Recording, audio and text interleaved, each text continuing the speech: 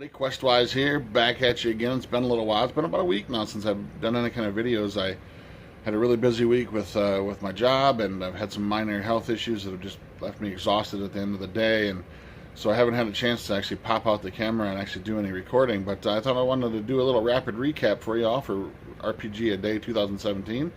So with that, we'll just get right into it. I left off at day 15, so I'm a little bit behind, but we'll go through this pretty quickly.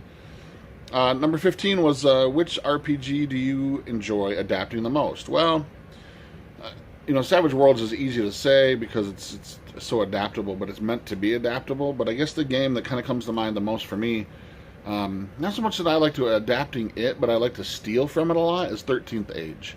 There's a lot of great ideas in there that are very easily stolen from, easily adapted to other games.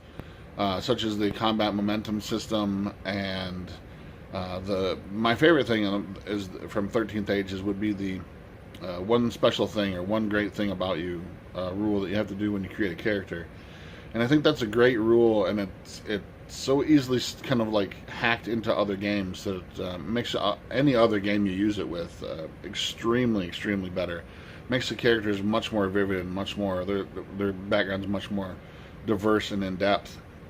So that would be number 15, I would say, 13th Age. Not so much adapting it, but stealing from it. 16, which RPG do you enjoy using as is? So very similar to question 15. I would say Call of Cthulhu 7th Edition. Nothing wrong with that game. I love it just the way it is. So that's probably one of the major games that I played just straight up as it is.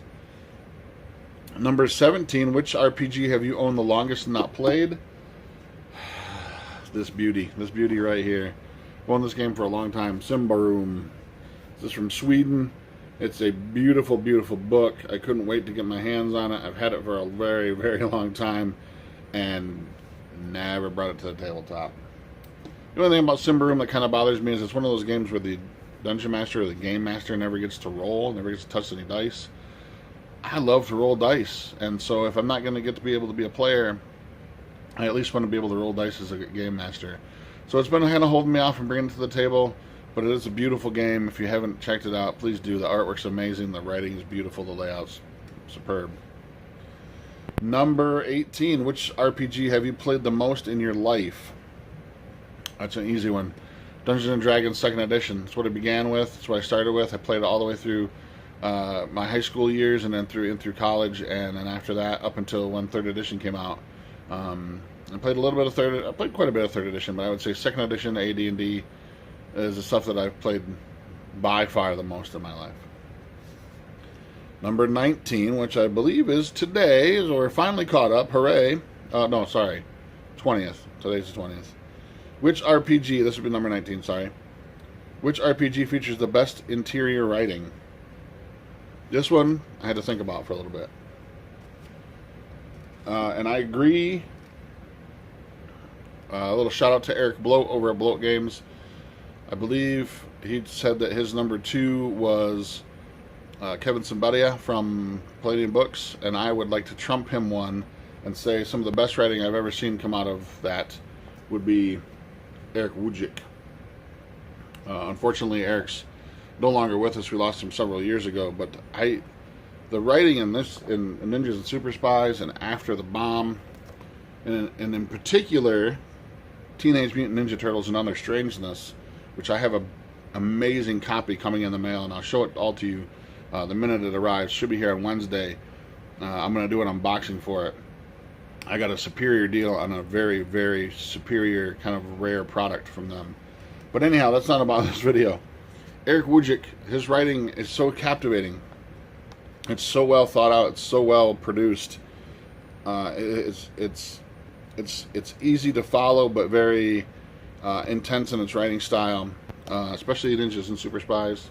This book was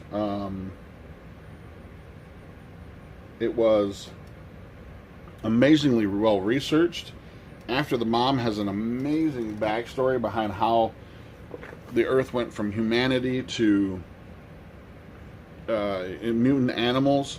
And so if you love mutant animal, and I'm going to do a full video on After the Bomb and Teenage Mutant Ninja Turtles and all the books to kind of go with this series, coming up very soon, so keep an eye out for that. But if Eric Wujcik, I know you're not with us, buddy, but to all your brothers out there, all the people you worked with at Palladium, thank you so much for these books. This stuff is so well written and so well researched, and we can't say enough. So I would say best interior writer, best writing in a series of books, I'm going to go with Eric Wujcik in his Palladium stuff. Number 20, which would be today, so I'm finally caught up. What is the best source for out-of-print RPGs? I would say NobleKnight.com. I was actually turned on to NobleKnight.com, and I'd known about them for several years, but never really used them as much as a resource until I heard Runeslinger to speak about them and some of the games that he was able to find through them that had been out of print for a long time. And the more and more I began to research their page and to scroll through it and do more in-depth kind of look at it, I found that Noble Knight has an amazing selection of out-of-print stuff that you really can't find anywhere else, unless you find somebody who just happens to have a copy in their house that they want to get rid of. But Noble Knight does a great job at categorizing all the out-of-print games into specific groups, so they're easy to search for. So I would say NobleKnight.com. Thumbs up for them for all the best research and providing those great out-of-print games. Well, everybody, I'm finally caught up. I'm going to do another video. Start going back into them single file every day with the rest of the group. If you haven't been checking out some of the other groups at the RPG Brigade or at the hashtag RPG a Day 2017, please go do so. There's some amazing folks out there who have some amazing ideas and amazing games, and it's really a joy to be a part of this whole thing. So until tomorrow, I'm Questwise, and we're out.